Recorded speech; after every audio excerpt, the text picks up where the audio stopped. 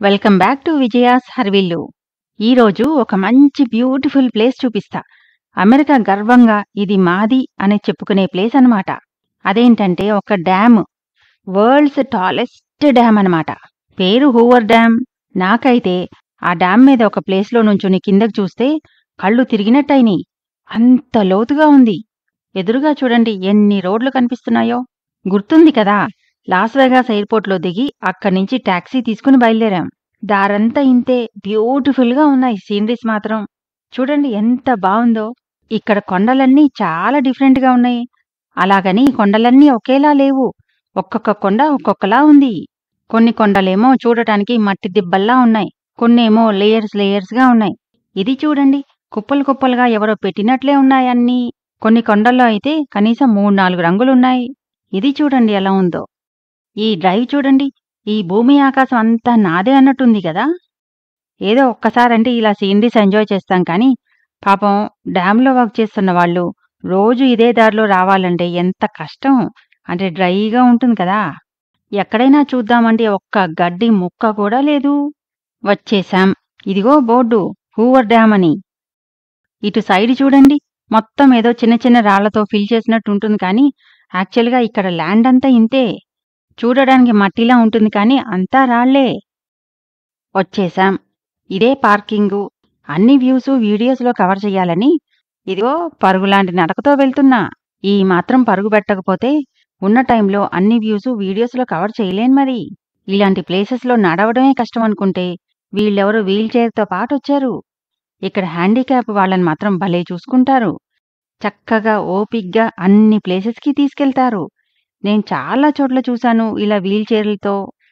చూడడానికి ఏదో మట్టిలా ఉంటుంది కానీ గట్టిగా ఉన్నాయి అసలు. అంతా రాళ్లే. ఈ డ్యామ్ చూడ్డానికి ప్రతి సంవత్సరం 70 లక్షల మంది వస్తారంట. కొంచెం పైకెక్కగానే వ్యూ ఇది. ఇంకా పైకెక్కిన తర్వాత అక్కడ ఒక చిన్న ఎంక్లోజర్లా ఉంది.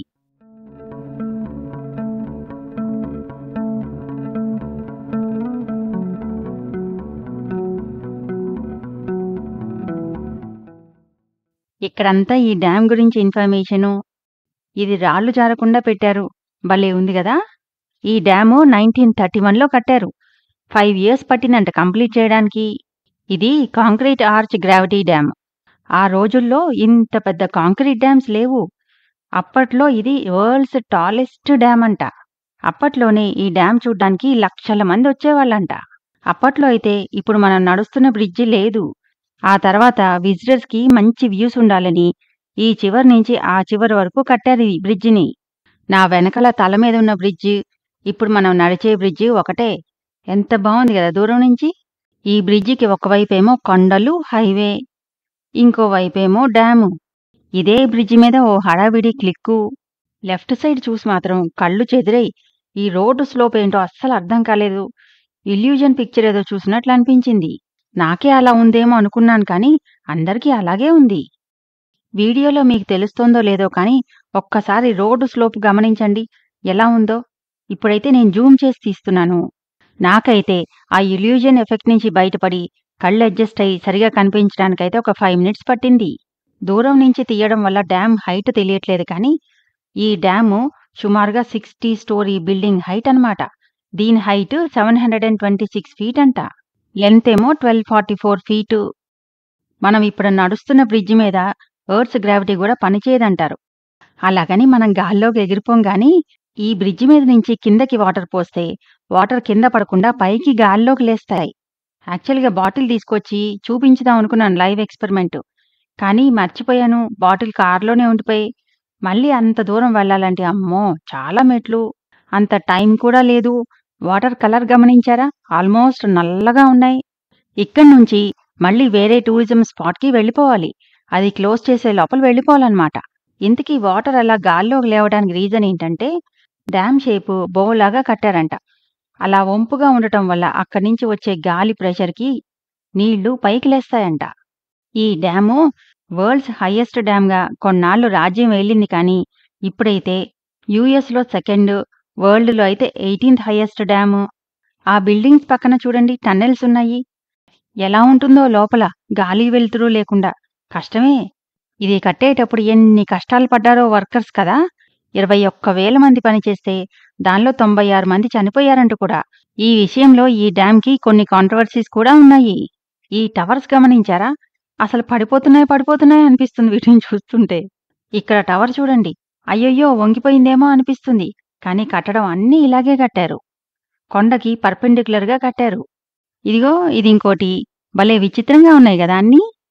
ఇప్పుడు ఇక్కడి నుంచి డ్యామ్ మీదకి వెళ్లి మంచి మంచి వ్యూస్ చూద్దాం. ఇక్కడి నుంచి డైరెక్ట్‌గా దారుంటే బావుండేది. మళ్ళీ పార్కింగ్ వరకు వెళ్లి కారెక్కి మళ్ళీ డ్రైవ్ చేసి వెళ్ళాలి. శరీరాన్ని ఎక్కువ కష్టపెడితే అరిగిపోతుందని మెట్లు యూజ్ చేయకుండా లిఫ్ట్ యూజ్ చేసి వచ్చేసాం. ఇక్కడ ఎదురుగా 4 చెట్లు కనిపిస్తున్నాయా?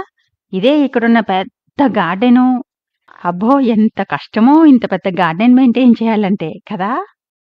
ఇది ఆ చనిపోయిన వాళ్ళ మెమోరియలు. ఇక్కడ ఒక మైక్ పెట్టి కంటిన్యూస్‌గా దీని హిస్టరీ గురించి చెప్తూనే ఉన్నారు. ఎక్కేసాం డ్యామ్ మీదకి. ఇదే ఫుల్ వ్యూ. దీని గురించి కొన్ని విషయాలు వింటే అమ్మో! నిజమా అనిపిస్తుంది. ఇది కాంక్రీట్ డ్యామ్ అని చెప్పాను కదా! దీనికి ఎంత కాంక్రీట్ వాడారో తెలిస్తే అసలు మైండ్ బ్లోయింగ్. దీనికి వాడిన కాంక్రీట్‌తో శాన్ ఫ్రాన్సిస్కో నుంచి న్యూయార్క్‌కి రోడ్డు వేసేయొచ్చంట. సరే ఈ డిస్టెన్స్ ఎంతో అందరికీ తెలియదు కాబట్టి అందరికీ అర్థమయ్యేలా చెప్పాలంటే ఎర్త్ ఈక్వేటర్ చుట్టూ 4 అడుగుల రోడ్డు వేసేయొచ్చంట. ఇంత పెద్ద డ్యాము, ఇంత వాటర్ స్టోర్ చేయడం వల్ల ఇది కట్టినప్పుడు అంటే 1930స్‌లో ఈ వాటర్ ప్రెషర్ వల్ల సుమారుగా 600 ఎర్త్‌క్వేక్స్ వచ్చాయంట. కాకపోతే అవి మేజర్ ఎర్త్‌క్వేక్స్ కావు. చిన్నదైనా కానీ ఎర్త్‌క్వేక్ వచ్చేంత ప్రెషర్ అంటే ఎంత స్ట్రాంగ్ డ్యామో కదా! అందుకనే ఇది ఒక ఇంజినీరింగ్ మార్వెల్‌గా అమెరికా గొప్పగా చెప్పుకుంటుంది. ఇంకా ఈ రిజర్వాయర్ విషయానికొస్తే ఒకప్పుడు ఇది ప్రపంచంలో బిగ్గెస్ట్ ఆర్టిఫిషియల్ లేక్ అంట. ఇప్పుడైతే వాటర్ కెపాసిటీని బట్టి చూస్తే అమెరికాలో ఉన్న లార్జెస్ట్ రిజర్వాయర్ ఇదేనంట. ఇది డ్యామ్ స్పిల్వేస్. ఇది ఎంత బాగా డిజైన్ చేశారంటే ఇది నయగరా వాటర్ ఫాల్స్‌ని కూడా హ్యాండిల్ చేయగలదంట. నయగరా వాటర్ ఫాల్స్ అంటేనే పెద్దది. ఇంకా అంత వాటర్‌ని హ్యాండిల్ చేయగలదంటే ఇది ఎంత పెద్దది, ఎంత స్ట్రాంగో చూడండి. ఈ లేక్‌లో ఎంత వాటర్ పడుతుందో తెలుసా? లేక్ గనుక ఫుల్‌గా ఉంటే మొత్తం మిచిగన్ స్టేట్‌ని 10 అడుగుల లోపలికి ముంచేయగలదంట. అంత వాటర్ పడుతుందంట దీంట్లో. ఈ డ్యాము అరిజోనా స్టేట్‌కి, నెవాడా స్టేట్‌కి కరెక్ట్‌గా బార్డర్‌లో ఉంది. నా వెనకేమో అరిజోనా, ముందేమో నెవాడా. ఈ రిజర్వాయర్ పేరు లేక్ మీడ్ అంటారు.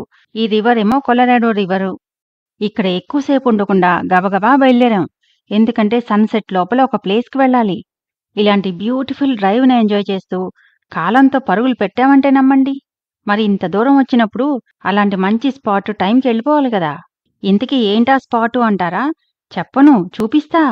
ఇంతకీ ఈ వీడియో ఎలా ఉంది? లైక్ చేసి కామెంట్ చేయండి.